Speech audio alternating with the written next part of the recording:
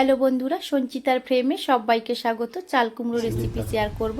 চাল কুমড়োগুলোকে আমি কেটে লম্বা লম্বা করে কেটে নিয়েছি। কেটে ধুয়ে চাল কুমড়োগুলোকে সেদ্ধ করে নেব। জল দিয়ে দিলাম, খুব সামান্য পরিমাণে লবণ দিয়ে দেব। 5 মিনিটের জন্য ঢেকে সেদ্ধ করে নেব। মৌরি দিয়ে দিলাম 1 চামচ, 2 চামচ সরষা, 3টে কাঁচা লঙ্কা দিয়ে একটা মশলা বানিয়ে নেব। চাল কুমড়োগুলো খুব ভালোভাবে সেদ্ধ হয়ে গেছে, জল ঝরিয়ে তুলে নিয়েছি। নারকেল চোড়া দিয়ে দিলাম, মশলাটাও দিয়ে দিলাম। 1 চামচের মতন টক দই ফেটিয়ে রেখেছিলাম, ওটাও দিয়ে খুব ভালো করে আমি চাল কুমড়োটা মাখিয়ে নেব। খুব ভালোভাবে চাল কুমড়োটা মাখিয়ে রেখেছি। কড়া বসিয়ে দিয়েছি, সরষের তেল দিয়ে দিলাম। ফোড়নের জন্য একটা শুকনো লঙ্কা, একটা তেজপাতা, জিরে ফোড়ন দিয়ে দিলাম। কয়েকটা কারি পাতা দিয়ে ভালো করে আমি মশলাটা ভেজে নেব। খুব সামান্য পরিমাণে হলুদ দিয়েছি, একটা কাঁচা লঙ্কা দিয়ে আরও একবার নাড়াচাড়া করে নেব।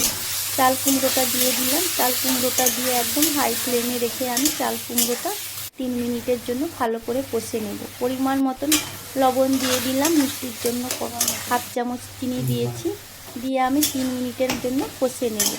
খুব ভালোভাবে আমার চাল কুমড়োটা মশলার সঙ্গে কষানো হয়ে গিয়েছে। এরপর আমি খুব সামান্য পরিমাণে জল দিয়ে দিলাম। জল দিয়ে আরও 3 মিনিটের মতন আমি নাড়িয়ে চাড়িয়ে নেব। এরপর 5 মিনিটের জন্য ঢাকা দিয়ে রান্না করে নেব। রান্নাটা প্রায় হয়ে এসেছে। এরপর আমি 1 চামচ ঘি দিয়ে দিলাম, দিয়ে নামিয়ে নেব। ভিডিওটা ভালো লাগলে লাইক করবেন, কমেন্ট করবেন, শেয়ার করবেন। ভালো থাকবেন, সুস্থ থাকবেন।